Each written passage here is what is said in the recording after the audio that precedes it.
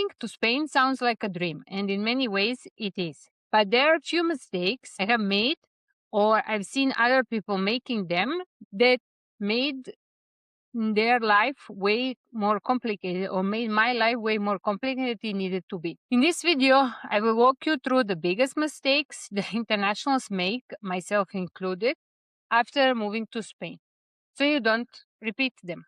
Hi everyone, my name is Dunja. For those who are new here, I am originally from Serbia. I lived for almost 7 years in Austria, and around 3.5 years ago, I moved to Spain. First, I lived in Sevilla for around 6 months, and for almost 3 years, I've been living in Madrid. I moved to Spain with limited knowledge of Spanish, and until now, I have worked, applied for a Spanish citizenship, and also studied here. So I have experienced both the bureaucratic and everyday life side of Spain. Before we continue, don't forget to subscribe and get regular updates about life in Spain, life abroad in general as an international, and all ups and downs. I also have a podcast where I also interview my friends and other internationals living in different countries, usually across Europe. Mistake number one: underestimating the bureaucracy. I moved to Spain from Austria. And if this was not the case, I think I would take bureaucracy a bit more seriously, because in Serbia, bureaucracy can also be complicated, and I was used to that. And then in Austria, comparing with Serbia and Spain, the bureaucracy was way simpler. I mean, of course, there was a lot of technical German instructions, and generally the language in administrative forms was quite complicated, but overall, it was just way more straightforward and faster, especially in the places where I lived, which were small towns. And when I moved to Spain, I was expecting, because it's another EU country, that bureaucracy will be more or less similar. But this was not the case. I realized only after I arrived here that there are multiple steps to actually getting kind of just basically settled, legally settled in this country. You need visa, you need the NIE, which is foreigners identification number. Then you need TIE, which is basically the card, the ID card. And you also need padron, which is registration at the address, not to mention bank accounts, health insurance, social number, and all this stuff. And what makes life additionally complicated, appointments are not always available. Sometimes when you are accessing booking form, you actually need to have quite fast fingers, because the appointments are just disappearing before your eyes. Or you, for example, need to know the times when these available appointments are getting updated.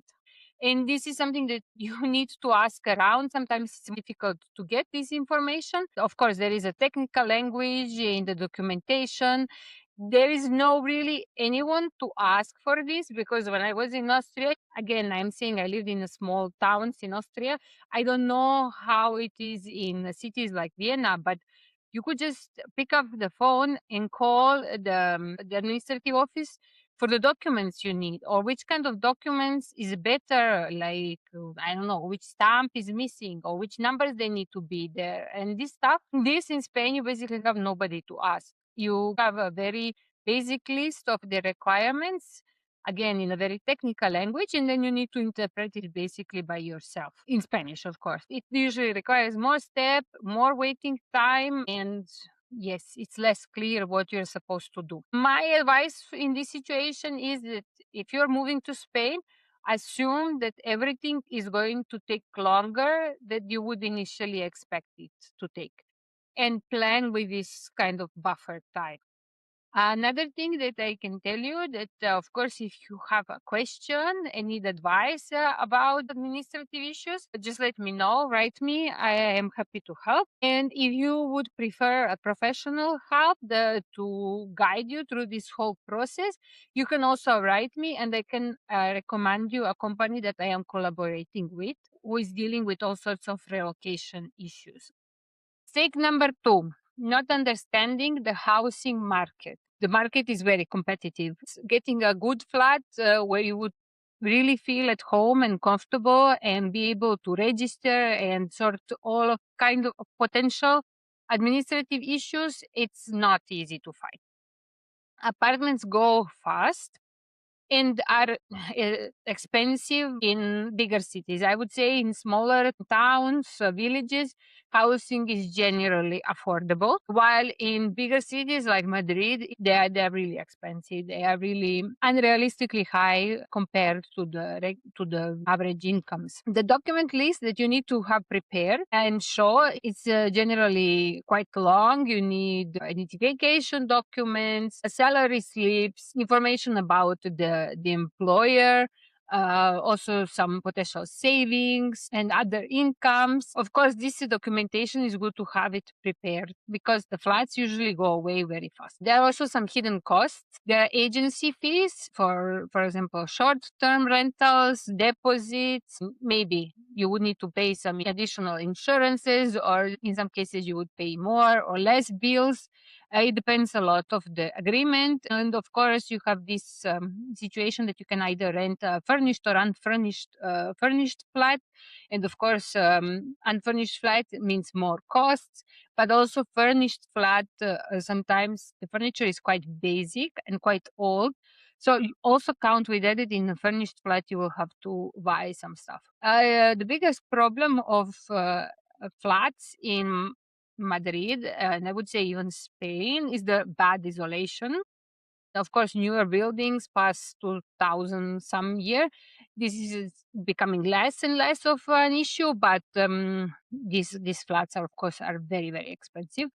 So what most people is going to rent are older flats in older buildings. The isolation in these buildings is bad, both in the sense of the noise. You can just hope that you have a very quiet and kind neighbors, or in the sense of heating. In winter, it might even happen that you are warming it up and just heat is going out, and that you can not easily reach a satisfying level of heating and not spend a small fortune for that. Also, what some flats surprisingly still don't have is the air cons. Be aware that the summers in Madrid nowadays are becoming quite unbearable. What is the most important to take away from this part is that, yes, you should have all the documentation prepared, because the flats are, the flats are disappearing from the market very quickly, and can hesitation and delay can cost you a good place.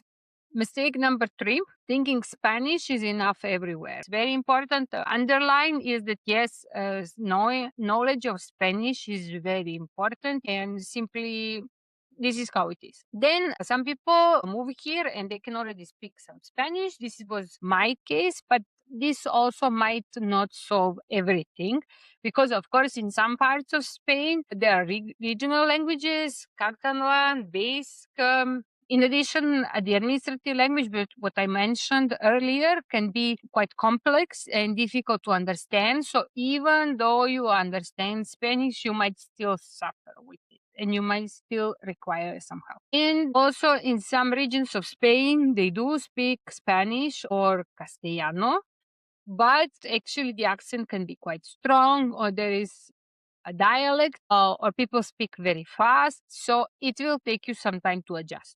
This is not too complicated. If you already can speak Spanish, it's not going to take you too long to adjust. But give yourself time for that. Mistake number four, ignoring cultural differences in daily life. In Spain, the life pace is quite different from some other parts of Europe. It's generally more relaxed. I would say even here in Madrid, which I would say, of course, it's faster than the rest of Spain or most of the Spain, it's still quite relaxed. What is very important to keep in mind that meal times are generally late and later than in probably most of the cultures. So lunch is starting earliest around 1:30, especially in Madrid and more south from Madrid. And the dinner times are starting from around 9 p.m. even 10 p.m. is not unusual. Actually, eating at 8 p.m. is very strange.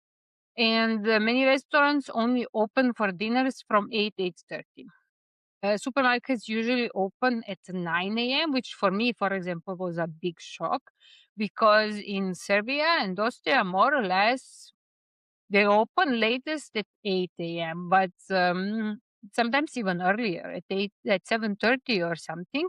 There are also midday closures from 2 to 5 p.m. for lunch and rest after eating. In that during that time, many shops can be closed. This also applies to the many restaurants. Their closure times are a bit different. They usually close around 4 p.m. after lunchtime, and they stay closed until 8, more or less. Or they close the kitchen, so you can get a drink, but you cannot get food. Like when you are arranging to meet someone, these plans are usually in the air until the last moment, like regarding the time, the place. What I would like to point out here is that my my experience is that there is no point in resisting. At first, because I lived in Austria before Spain, eating time there is 7 p.m. Lunchtime starts as early as noon, but let's say 12:30, the latest 1 p.m. is the time to start lunch. And at first I was kind of trying to resist. I was trying to keep my dinner time starting the latest at 8 p.m., at least at home. I also try when making some plans with people around me, no matter if they're foreigners or Spanish, but it's just simply at the end you I gave in, and I don't even remember at which moment I gave in. But my dinners now don't start before 8:30, and more common they start between 9:30, sometimes even close to 10. Yes, you can try to resist, but my experience is that with many of these things, it's just not going to work, especially if you are making plans with people who are living here for longer already or who are originally Spanish. Mistake number 5, not budgeting realistically.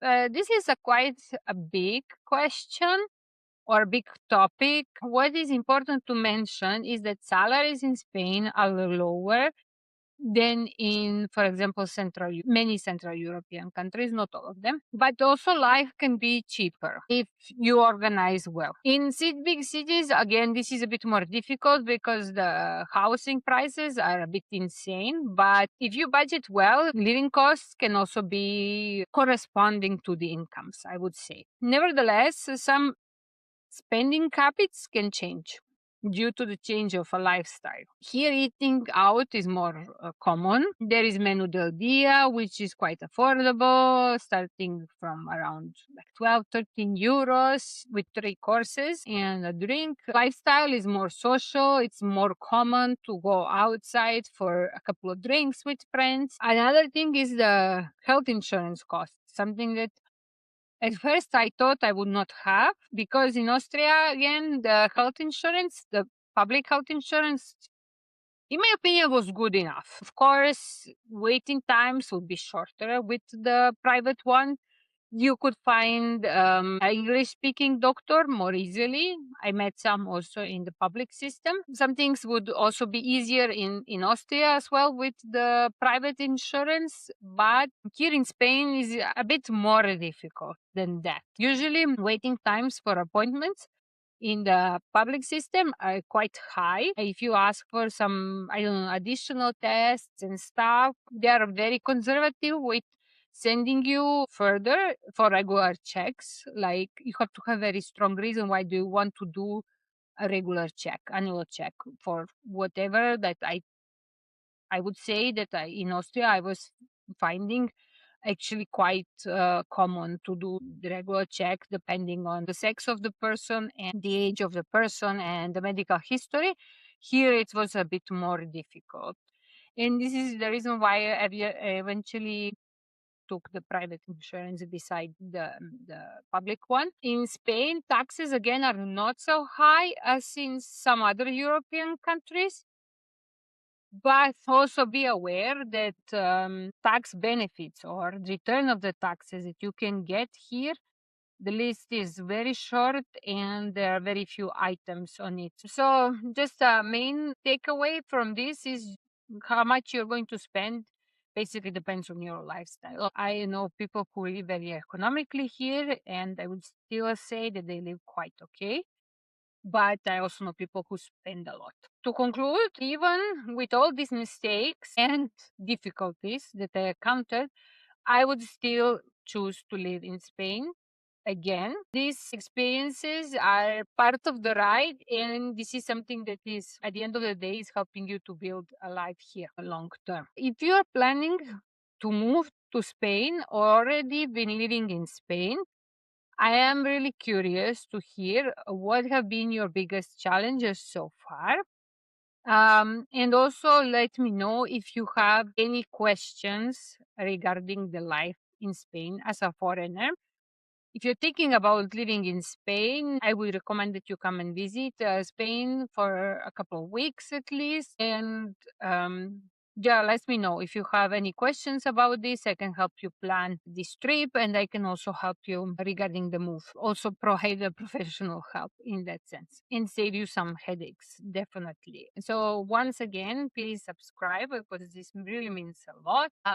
Also, like and share this content with everyone who is thinking about living in Spain. You can also check my other networks, primarily Instagram account, Dunya in Spain. And that's it. Thank you for watching. See you soon again. Bye.